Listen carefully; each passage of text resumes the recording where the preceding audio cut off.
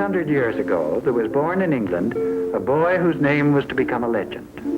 The legend of Dick Whittington.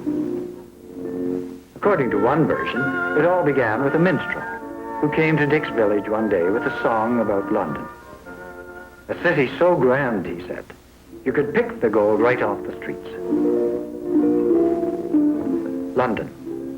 It was a long way to go on foot, over 100 miles. But then Dick was an orphan, with no one in the world to care for him, and never enough to eat. Now he was going to fill his pockets with gold and live in London like a lord, maybe even an emperor.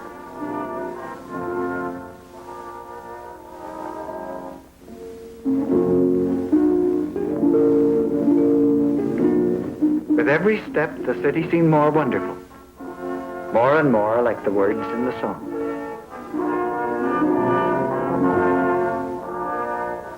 Till he came to the drawbridge.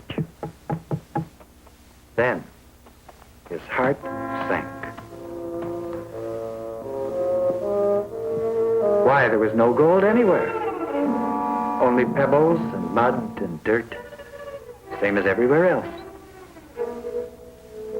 And the same old slops, too. Still he went on, trudging the streets of the city, past the sentries and the sailing ships, the mansions and the hovels, all barred against beggars and thieves, until, faint with hunger, he arrived at the door of the great merchant adventurer, Mr. Fitzwarren.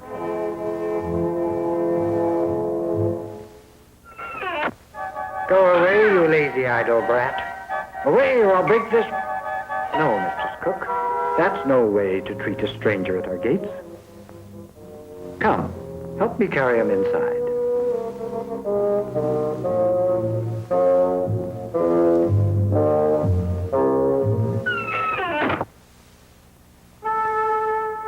At the home of his benefactor, Dick found bed and board and a job as scullery boy to a sour, ill-tempered jade of a cook named Cicely.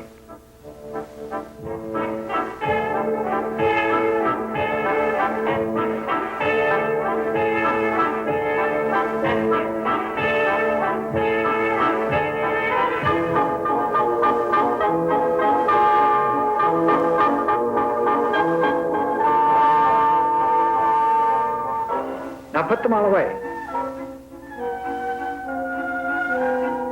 And don't you drop any of them.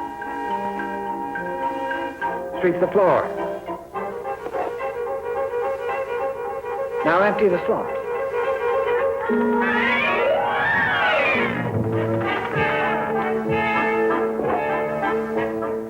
And don't go to sleep here. Get up and go to bed.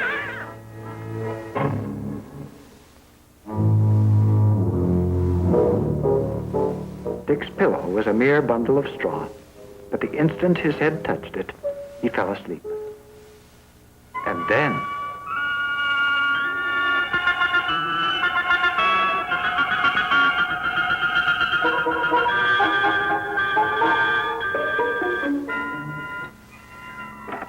no one could sleep through that racket.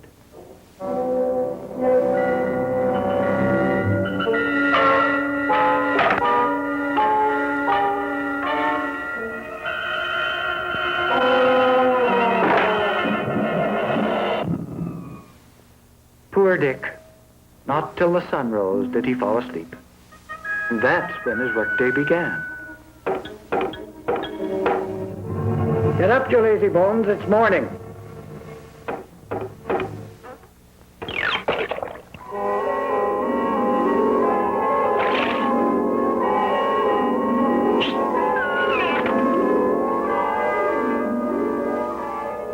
While Dick toiled, Cicely made the rounds of Mr. Fitzwarren's establishment, where under the watchful eyes of the master, the apprentices were packing bales of cloth for his next venture at sea.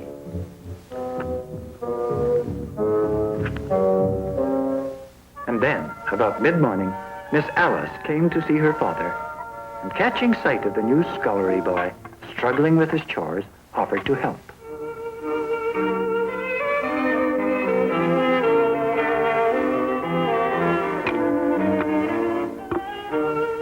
Dick had at last found a friend. Only this seemed to anger Cicely the more.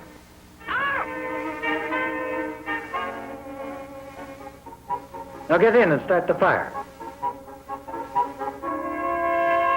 And so the weeks passed for Dick in a weary round.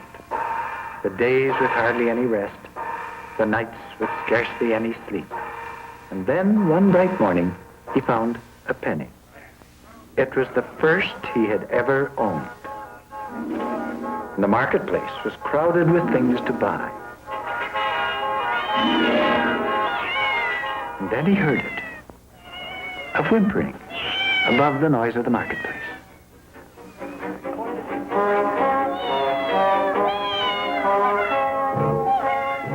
Please, sir, don't drown her. I'll buy her from you for a penny. A penny? She's yours, boy. Here, I'll keep the sack. It was a beautiful gray tabby cat that Dick had bought. And right then and there, he named her Suki.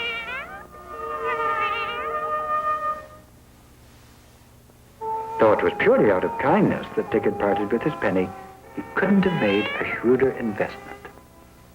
For Suki, it turned out, was no ordinary cat. She could entertain her master by doing tricks and serve him in lots of other ways, too.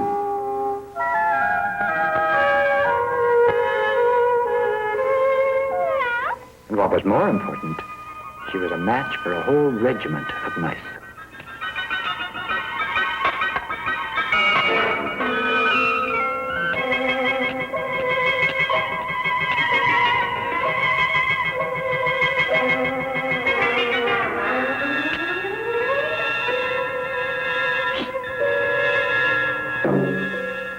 Not that they didn't put up a good fight.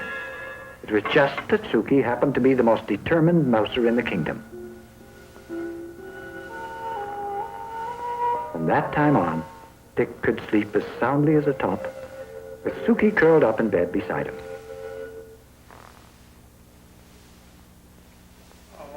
Now, it was Mr. Fitzwarren's custom to invite every member of his household to offer something for exchange whenever he sent one of his ships to sea. That morning, the Unicorn was to sail, and everyone came down to the wharf, eager to try his luck.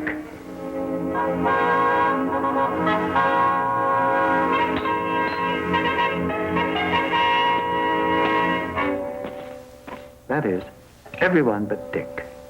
But all I have is my cat. At that, Miss Alice offered to put up some money for him, but Mr. Fitzwarren said that wasn't a lucky thing to do. It had to be something of his own. Come, lad, why not send your cat? And so, while the servants howled in derision, he tearfully offered up his only possession.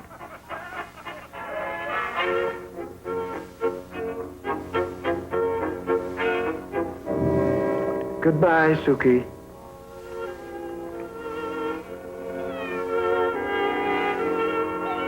Goodbye. Bye. The Unicorn sailed away to its customary ports of call in Holland and Italy and Spain. But contrary winds blew it clear across the Mediterranean, and at last it found refuge on the coast of Barbary, in a kingdom then unknown to the English. The Sultan was in his throne room when the news was brought to him of the merchant's arrival.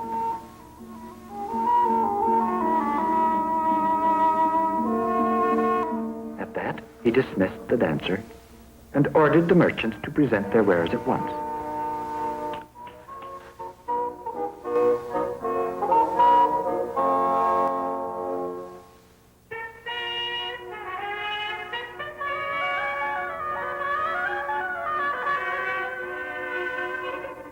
His Highness was delighted with the samples of cloth and bought up the entire cargo for 1,000 pieces of gold, which was twice what they would have fetched in Europe. But as for the servants' offerings, he would have none of them. And then, as was his custom, he ordered a banquet to be spread before his guests.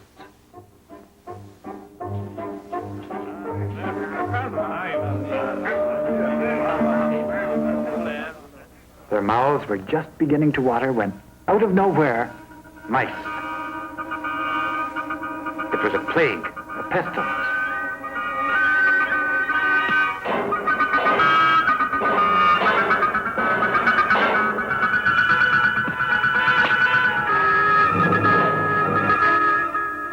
Oh, isn't there anyone who can rid me of them?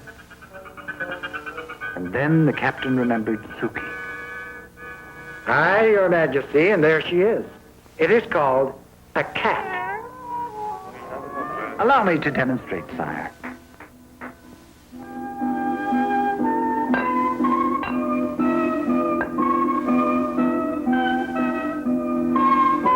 After him, Suki.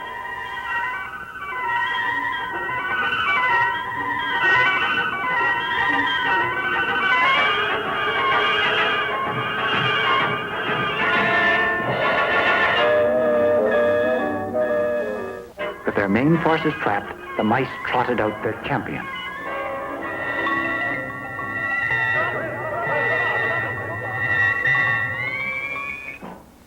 The mice didn't have a chance with Suki, and they knew it.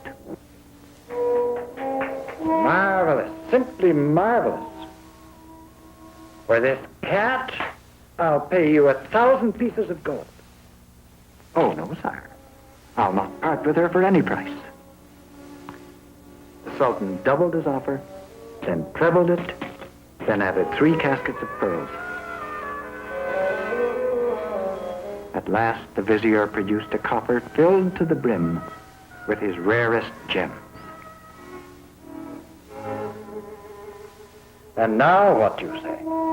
It's a bargain, said the captain. And of course he was right. For a sultan, it was a small price to pay for ridding his palace of mice.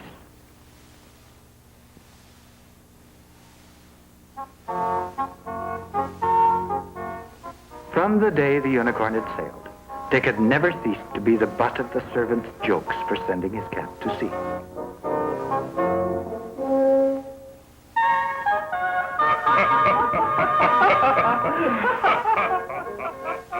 But for Miss Alice, he couldn't have borne their jeers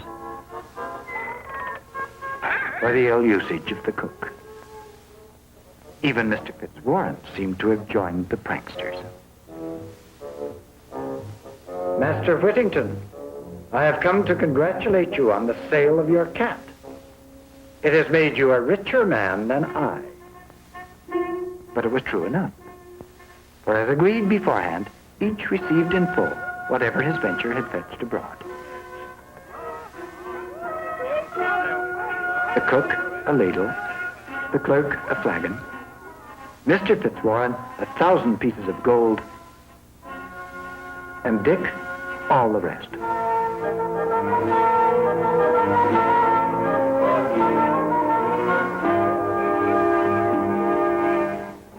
And heaven forbid that I should deprive you of 1 penny of it. But there was more to come. The coffer of rare jewels. These Dick offered to Miss Alice, and she, without hesitation, chose the rings. And Mr. Fitzwarren gave them his blessing on the spot.